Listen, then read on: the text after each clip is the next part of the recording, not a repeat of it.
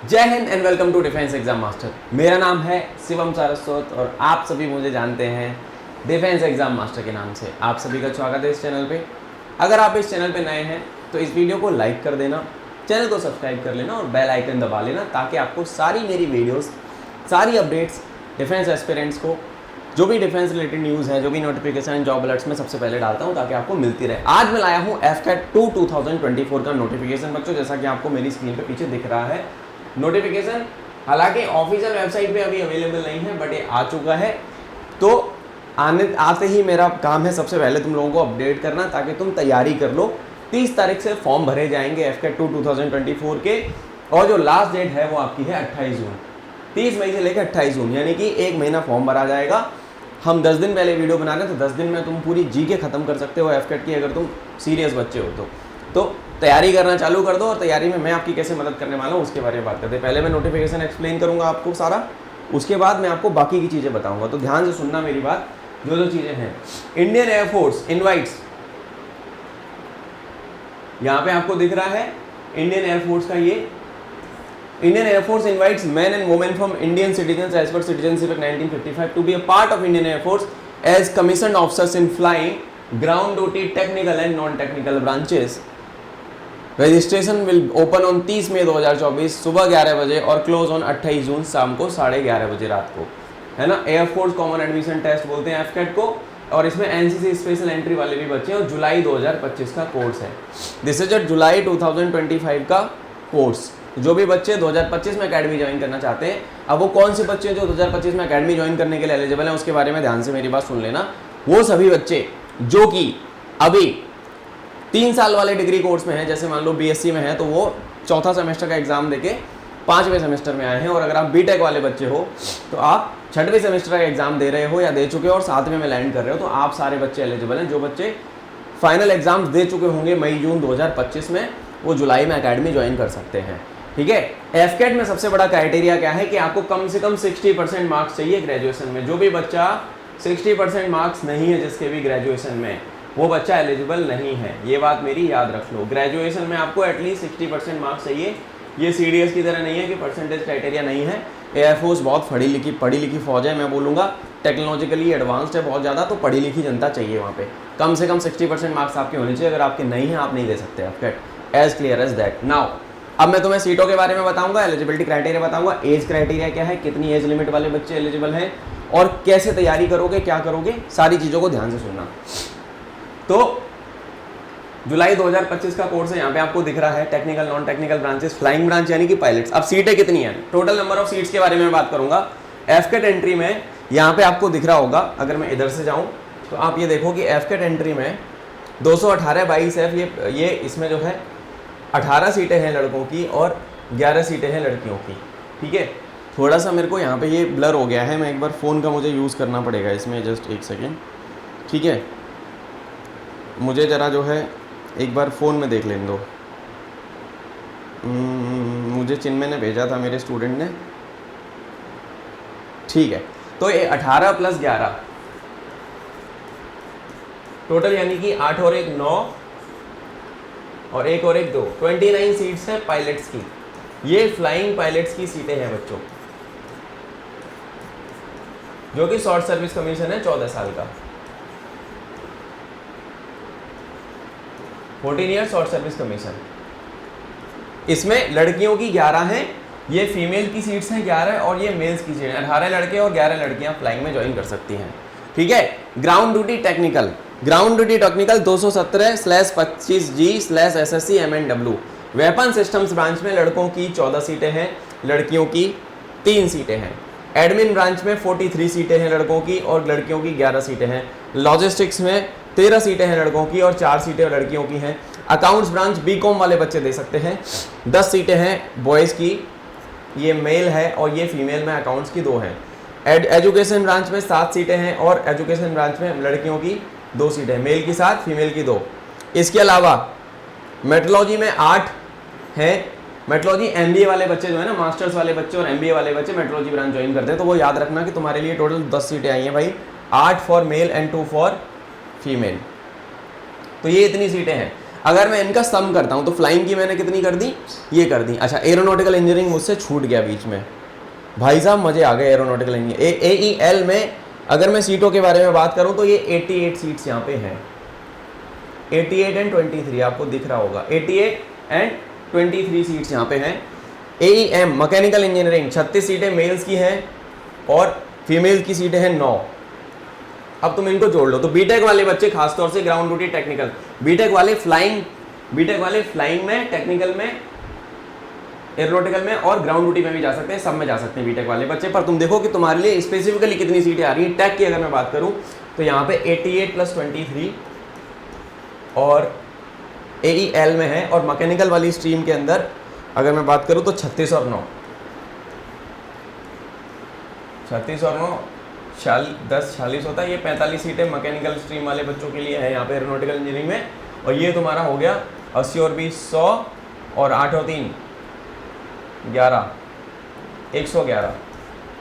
तो टोटल मिला के बीटेक वालों की सीट कितनी है, 5 और 1 6, 4 और 1 5, 156। इंजीनियरिंग वाले बच्चों के लिए अप्रॉक्सीमेटली 156 सीटें हैं, बीटेक वाले बच्चों की 156 सीटें हैं भाई, केवल बीटेक वाले बच्चों की। You guys can understand this thing कि अगर आप इंजीनियर हो और एक इंजीनियर से पढ़ना चाहते हो तो I have myself done BTech in mechanical engineering. आप मेरे पास आके अपना एक पूरा प्लान ऑफ एक्शन डिसाइड कर सकते हो, सेट कर सकते हो। भैया मुझे बताओ, I was a hardcore defence aspirant, मैंने 8 बार एफकेट का एग्जाम क्वालिफाई किया है बच्चों, खुद मैंने 8 बार एफकेट का एग्जाम क्वालिफाई किया है। तो अगर आप 1-to-1 मेंटरशिप चाहते हो, पेपर निकालना ही निकालना है, मेरे साथ बैठो, 2 घंटे क्लास लेता हूँ रोज, उसमें आप आओ, अपनी प्रॉब्लम्स बताओ, मैं सॉल्यूशन करके दूंगा, तुम्हें रिसोर्सेज दूंगा, क्लासेस दूंगा, टेस्ट सीरीज दूंगा, सब कुछ दूंगा, पेपर तुम्हारा पास हो जाएगा। अगर मुझे फॉलो करोगे, 2-2 ढाई महीने बच्चे मुझे फॉलो करते हैं रेगुलरली, वो भी पास हो रहे हैं। सिंसियरनेस पे डिपेंड करता है। अगर आप सीरियस हो, एयरफोर्स में नीली यूनिफॉर्म लेना चाहते हो, मैंने बहुत सारे टेक्निकल ऑफिसर्स का इंटरव्यू लिया है, मेरे पॉडकास्ट में आप जाके देख सकते हो। Ground duty branches, technical branches, flying branch, सबका लिया हुआ है मैंने पॉडकास्ट, आप उसको देखो, ठीक है। तो इतनी सीटें हैं लगभग 156, फ्लाइंग की कितनी 29। तो ये बीटेक वाली बच्चों की, ये टेक्निकल की सीटें इतनी हो गई। इसके अलावा अगर मैं बात करता हूं, आगे चलते हैं थोड़ा सा, ये हो गया। और अगर मैं इन सीटों का कैलकुलेशन करूं जो कि तुम्हारी किसमें है बेटा, non tech, ground duty non tech की सीटें, यहाँ पे कितनी है 156, यहाँ पे कितनी है ये 29, बाद में सबको जोड़ देंगे, ठीक है।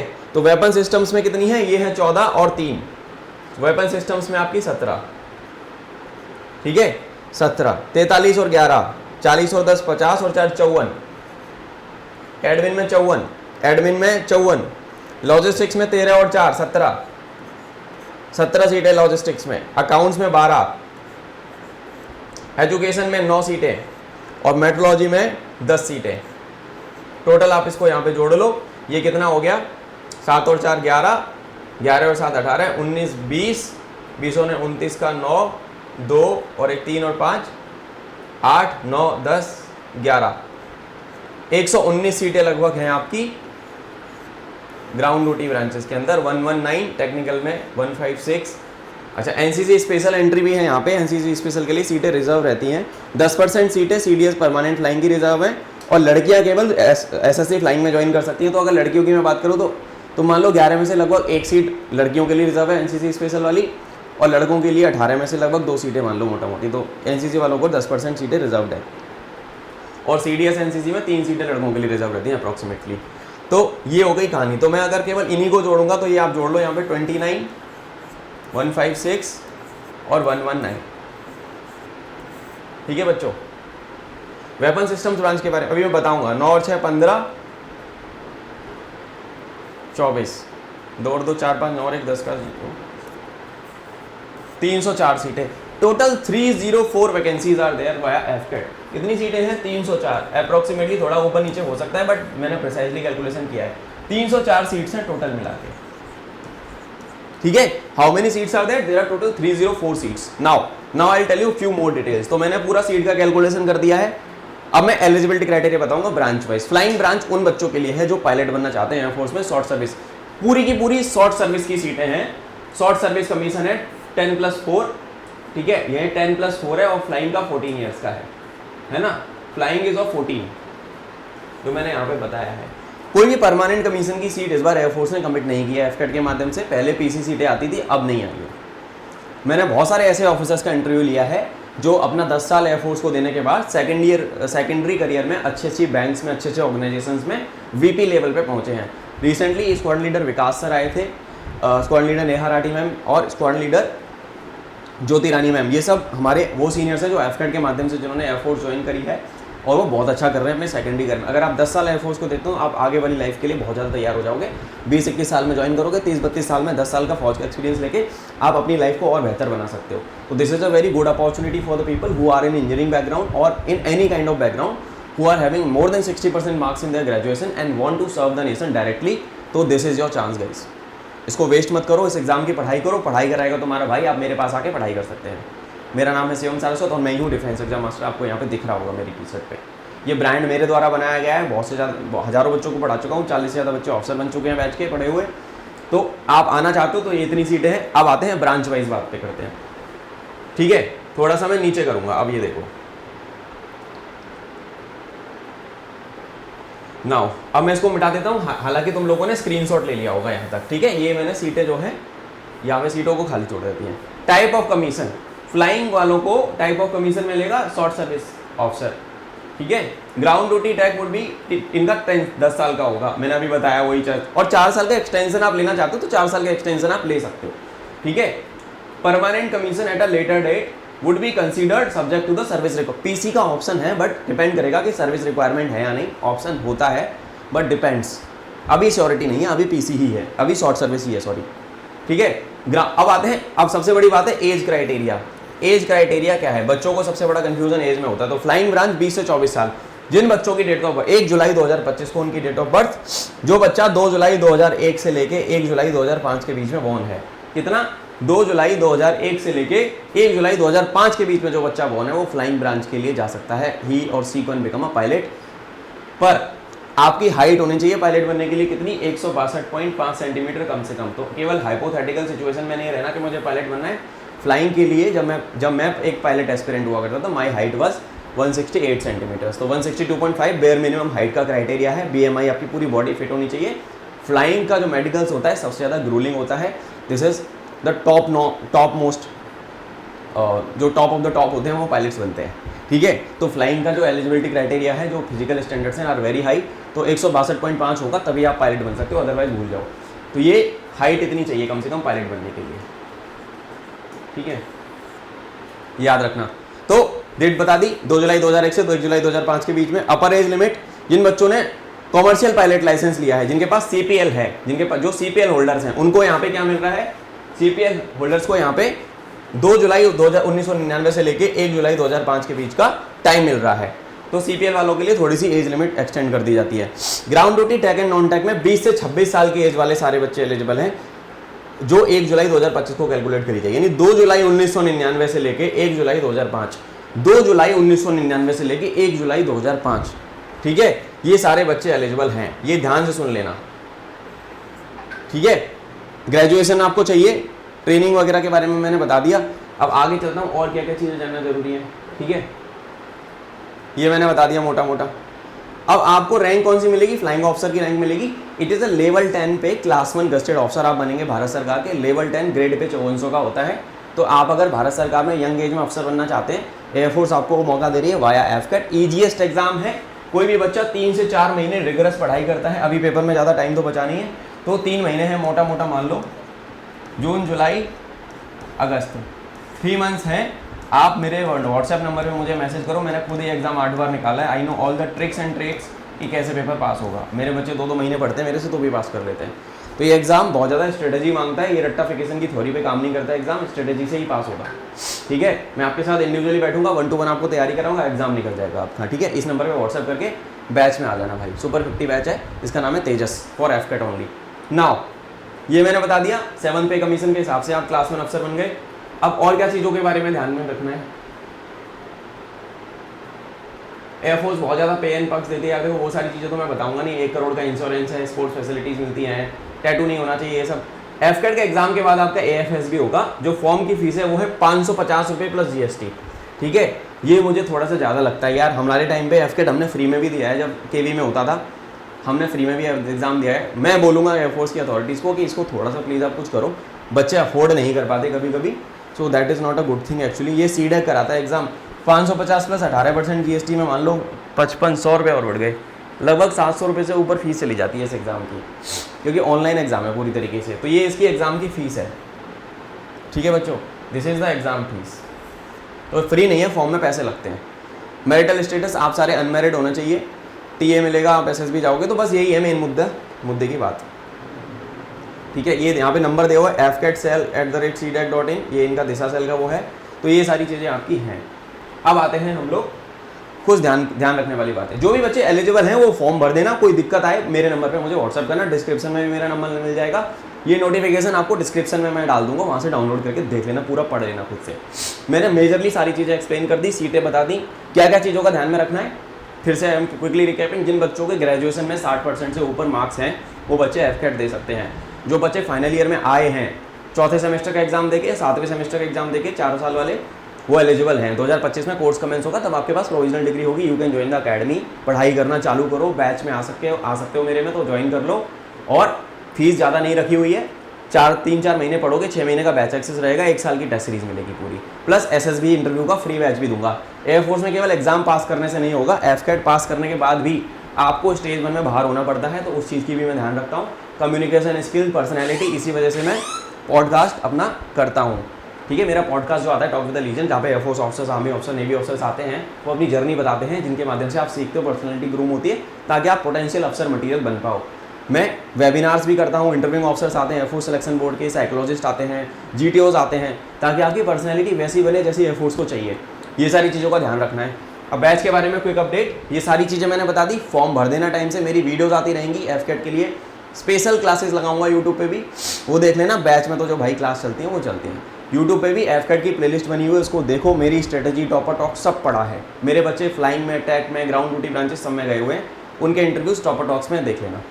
अब आ जाओ आगे, दैट इज़ द बैच।